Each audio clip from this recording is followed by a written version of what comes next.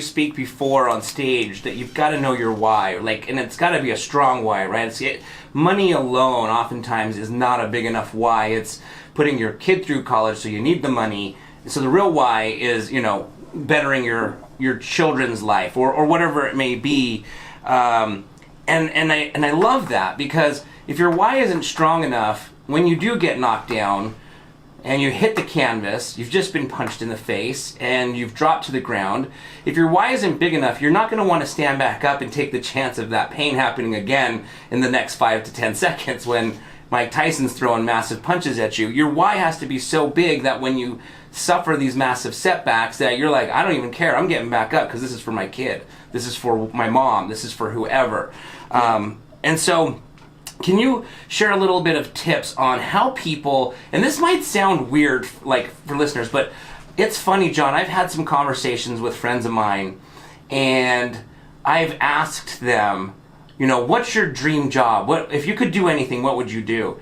And it's amazing how many people, if you could start your own company, what would you start? And it's amazing how many people that I've talked to said, oh, I have no idea. I just always thought I'd have a job, working a 9 to 5. I went to college and I pursued this because I was told that makes a comfortable income. And they've never even thought about if they could do a dream job, what would it be, let alone now what it's going to take to push them out of their comfort zone to go have a lifestyle pursuing something they want. So could you share some tips on how someone can discover maybe what their why is, a strong enough why? It's like you said earlier, you've got to want it, because money alone isn't going to, the want for just simply money is not going to do it. What do you share with people when you're like, hey, this is what you need to think about when you try to figure out a strong enough why to get off the ground when Mike Tyson's just pummeled you? Yeah, Mike Tyson. Wow. Okay. Well, here's the deal. We live in a how-to universe right now. I mean, there's no other time in human history when we've had such information at our fingertips. I travel, and of course, in the seminar business, and people ask me, do I need to go to a seminar? Should I be there? No, you don't have to be there. You can learn anything you want from the internet, for sure. Now, is it trustworthy? I don't know. It depends who you're learning it from, probably. Mm-hmm. But write this saying down. Write this saying down. Okay. This will be great for you and your listeners. Okay. In the age of 2020, which we're about to hit, right? Yep. This is the statement. If how-tos were enough, and we're in a how-to world right now, if how-tos were enough, we would all be rich, skinny, and happy. How-tos were enough, we'd all be rich, skinny, and happy.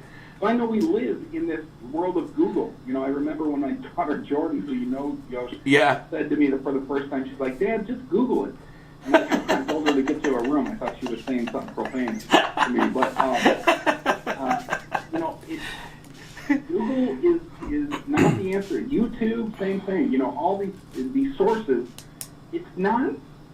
We have all that information. We have more power in our hands with our cell phone, our smartphone, and now our smart watches than ever before. We have more power in our cell phone than the power that took them to land on the moon in the 60s. And so think about that for a moment. That's not it.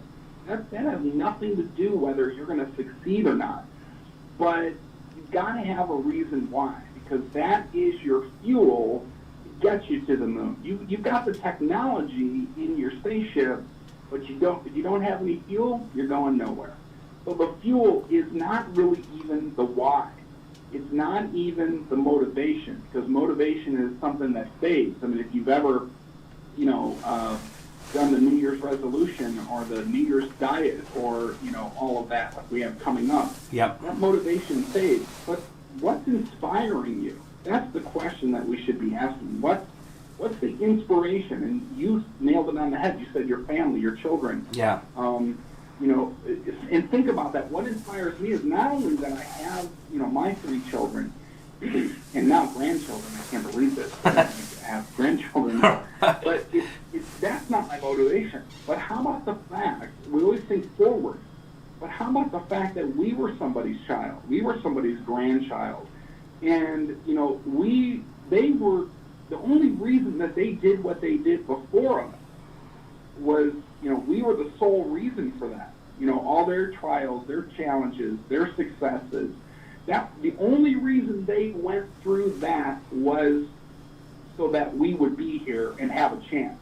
Now that we're here, not only can we can't let the future down, but we can't let the past down either, because you know, they did a lot to get us here. However you got here, right? Right. And we go back to that number, 400 trillion to 1. That's a pretty good odds. You've already won by the time you got here. Right. So if how-tos were enough, if Google was enough, if YouTube was enough, if seminars were enough, if events were enough, books, we would all be rich, skinny, and happy. It has nothing to do with that. That's your technology.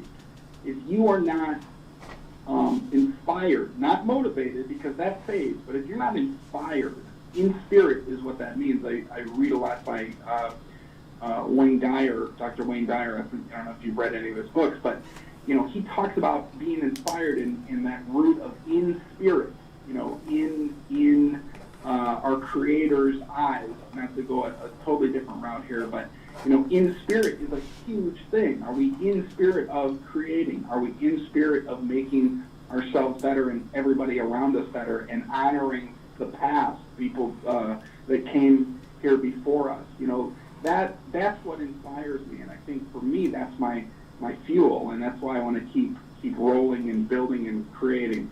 But that's it. That's what I think is, in my opinion anyway, is something that has helped me along my journey, is to kind of remember that, think about that on an ongoing basis. Not only our future, but the people that really sacrificed, you know, their generation or generations in the past for us to be here in the first place and give us a chance.